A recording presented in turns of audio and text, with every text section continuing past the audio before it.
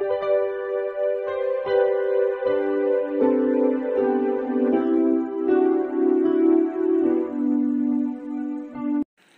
Students, UK educational টিপসের পক্ষ থেকে তোমাদের সকলকে স্বাগত জানাই।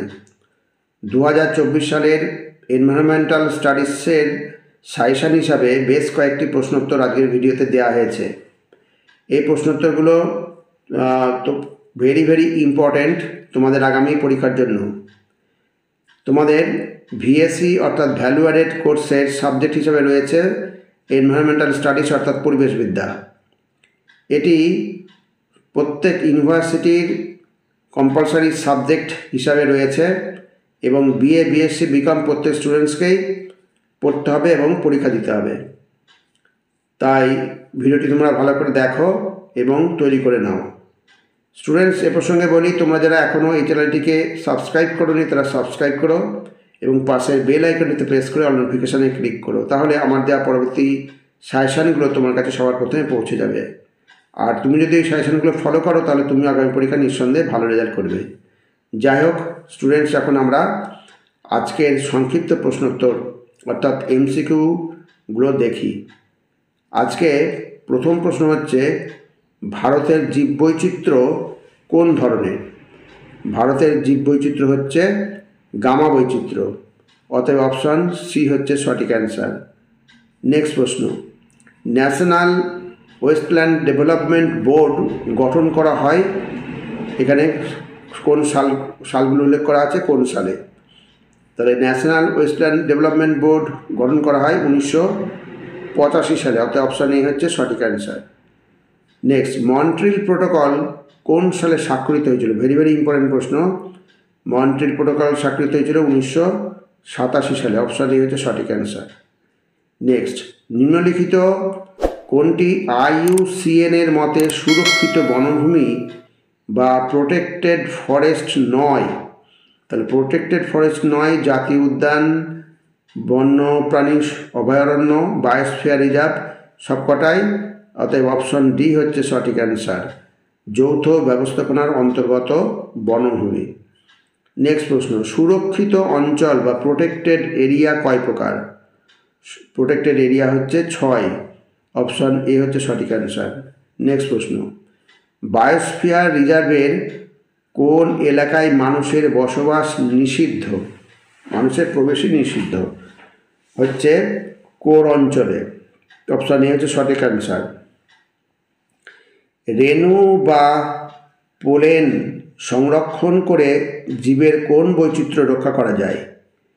তাহলে রেণু সংরক্ষণ করে জীবের জিনগত বৈচিত্র্য, অপশন এ সঠিক অ্যান্সার। নেক্সট প্রশ্ন, বিটা বৈচিত্র্যের উদ্ভাবককে? বিটা বৈচিত্র্যের উদ্ভাবক হলেন, এখানে হচ্ছে Tansley Haeckel, Charles Elton, Whitaker. ওই হুইটেকার হচ্ছে উদ্ভাবক। নেক্সট, নিম্নলিখিত কোন বাস্তুতান্ত্রিক বৈচিত্র্য কোনো ছোট অঞ্চলের মধ্যে জীববৈচিত্র্যকে বোঝায়? তাহলে ভালো করে প্রশ্নটা দেখবে, হচ্ছে কোনো ছোট অঞ্চলের মধ্যে জীববৈচিত্র্যকে বোঝায়। তো ছোট অঞ্চলের মধ্যে জীববৈচিত্র্য বোঝা যাচ্ছে আলফা বৈচিত্র্য, অপশান এ হচ্ছে সঠিক অ্যান্সার।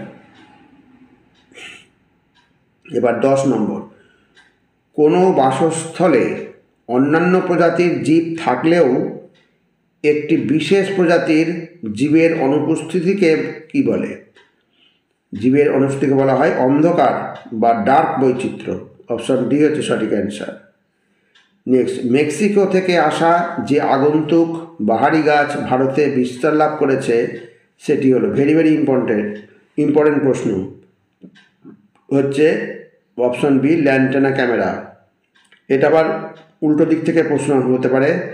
ল্যান্টানা ক্যামেরা ভারতে এসেছিল কোন দেশ থেকে?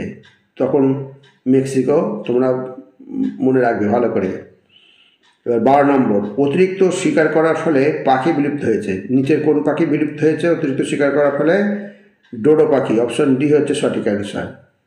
নেক্সট, ক্রান্তীয় বৃষ্টি অরণ্যের জীববৈচিত্র্য কোন শ্রেণীর? ভালো প্রশ্ন একটা। ক্রান্তীয় বৃষ্টি অরণ্যের জীববৈচিত্র্য হচ্ছে গামা বৈচিত্র্য, অপশন এ সঠিক অ্যান্সার। নেক্সট, ভারতকে কয়টি জীবভৌগোলিক অঞ্চলে বিভক্ত করা যায়? ভারতকে 10টি জীবভৌগোলিক অঞ্চলে বিভক্ত করা যায়, অর্থাৎ অপশন বি হচ্ছে সঠিক অ্যান্সার। নেক্সট 15 নম্বর, রাষ্ট্রপুঞ্জের কোন সংস্থা রেড ডাটা বুক প্রকাশ করে? ভেরি ভেরি ইম্পর্টেন্ট প্রশ্ন। এখানে হচ্ছে IUCN, ভালো করে মনে রাখবে, IUCN হচ্ছে রেড ডাটা বুক প্রকাশ করে। নেক্সট, বায়োডাইভার্সিটি হটস্পট কথাটি কে প্রথম চালু করেন? ভেরি ভেরি ইম্পর্টেন্ট প্রশ্ন, হচ্ছে নরম্যান মায়ার্স, অপশন এ সঠিক অ্যান্সার। নেক্সট, বায়োডাইভার্সিটি হটস্পটের ধারণা কোন সালে প্রথম চালু হয়?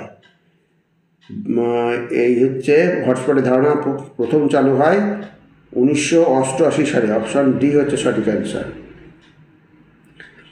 প্লুটোনিয়াম 239-এর অর্ধজীবন আয়ুষ্কাল কত? ভেরি ভেরি ইম্পর্টেন্ট প্রশ্ন। প্লুটোনিয়াম 239-এর অর্ধজীবন আয়ুষ্কাল হচ্ছে 2,44,000 বছর, অপশন এ 2,44,000 বছর। নেক্সট 19 নম্বর, উচ্চ ফলনশীল গমের বীজ নিম্নলিখিত কোনটির উদাহরণ? হচ্ছে উচ্চ ফলনশীল গমের বীজ হচ্ছে জিনগত বৈচিত্র্য, জিনের বৈচিত্র্যের ফলেই নতুন প্রজাতির সৃষ্টি হচ্ছে গমের, অতএব অপশন এ সঠিক অ্যান্সার। পৃথিবীর থেকে প্রতি বছর আনুমানিক কত আয়তন ক্রান্তীয় বনাঞ্চল বিলীন হয়ে যাচ্ছে? ভেরি ভেরি ইম্পর্টেন্ট প্রশ্ন, খুব ভালো করে মনে রাখবে। পৃথিবী থেকে প্রতি বছর আনুমানিক কত আয়তন ক্রান্তীয় বনাঞ্চল, এখানে কত আয়তন বনভূমি বিলীন হয়ে যাচ্ছে বলছে না, ক্রান্তীয় বনাঞ্চল। বনভূমি বললে উত্তর এক হবে, আর ক্রান্তীয় বনাঞ্চল বলে উত্তর আর একটা হবে। তাহলে এখানে যেহেতু ক্রান্তীয় বনাঞ্চল আছে, ক্রান্তীয় বনাঞ্চল হচ্ছে 110 লক্ষ হেক্টর, অপশন এ হচ্ছে সঠিক অ্যান্সার। আর যদি বলতো বনভূমি, কত আয়তন বনভূমি বিলীন হয়ে যাচ্ছে, তখন তাহলে 170 লক্ষ হেক্টর জমি হতো। নেক্সট আর একটা ভেরি ভেরি ইম্পর্টেন্ট প্রশ্ন, মিনামাটা রোগের কারণ কোন ধাতু ঘটিত দূষণ?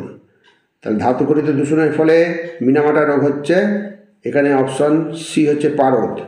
ভেরি ভেরি ইম্পর্টেন্ট প্রশ্ন, ভালো করে মনে রাখবে। পারদ দূষণের ফলে মিনামাটা রোগ হয়। আর সীসা অর্থাৎ লেড দূষণের ফলে হচ্ছে ডিসলেক্সিয়া। আর্সেনিক দূষণের ফলে হচ্ছে কি, হচ্ছে ব্ল্যাক ফুট ডিজিজ। আর ক্যাডমিয়াম দূষণের ফলে হচ্ছে ইটাই। এখান থেকে চারটেই ইম্পর্টেন্ট, চার থেকে যে কোনো একটা তোমাদের হাসান্স খুবই ইম্পর্টেন্ট, প্রতিবারই থাকে। তাহলে সীসা হলে পারে একরকম হবে, আর্সেনিক হলে একরকম, পারদ হলে ক্যাডমিয়াম। এখানে পারদটাই উল্লেখ করা হয়েছে, বাদ বাকি মুখে বলে দিলাম, তোমরা মনে রেখো। এবার 22 নম্বর, বর্জ্য পদার্থকে উচ্চতাপে দহনের পদ্ধতি হলো? বর্জ্য পদার্থকে উচ্চতাপে দহনের পদ্ধতি হচ্ছে ইনসিনারেশন, অপশন এ হচ্ছে সঠিক অ্যান্সার, ইনসিনারেশন। নেক্সট, প্রধান বায়ু দূষক কোনটি? এখানে যে চারটি রয়েছে তার মধ্যে প্রধান বায়ু দূষক হচ্ছে ওজোন, অপশন এ হচ্ছে সঠিক অ্যান্সার। SPM কি? SPM হচ্ছে সাসপেন্ডেড পার্টিকুলেট ম্যাটার। তাহলে এখানে নাইট্রাস অক্সাইড, জলীয় বাষ্প, পারদ বাষ্প, বাতাসে ভাসমান শুষ্ককণিকা, এই অপশন ডি হচ্ছে সঠিক অ্যান্সার, বাতাসে ভাসমান শুষ্ককণিকা। আর যদি SPM এর পুরো কথাটি লিখতে পারে তখন লিখবে সাসপেন্ডেড পার্টিকুলেট ম্যাটার। ইম্পর্টেন্ট প্রশ্ন, অবাঞ্ছিত অস্থিরতা, উত্তেজনা, শ্রবণ শক্তির হ্রাসের কারণ হলো?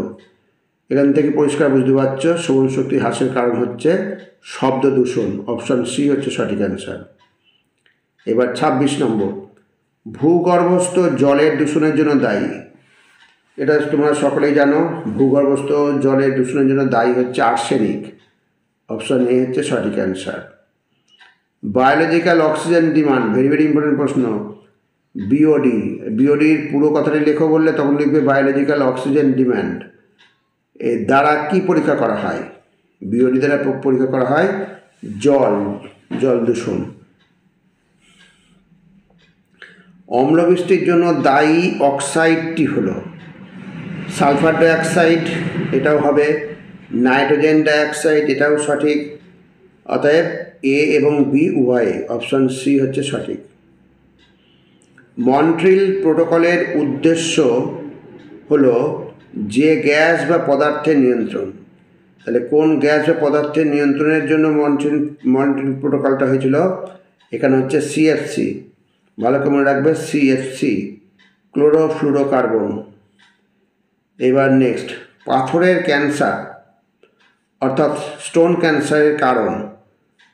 তা এখানে তোমরা জানো যে এই অ্যাসিড বৃষ্টির ফলে স্টোন ক্যান্সার বা পাথরের ক্যান্সার ঘটে, যার ফলে এই স্মৃতিসৌধগুলো, মার্বেল পাথরের তৈরি স্মৃতিসৌধগুলো কী হচ্ছে, ক্ষত সৃষ্টি হচ্ছে।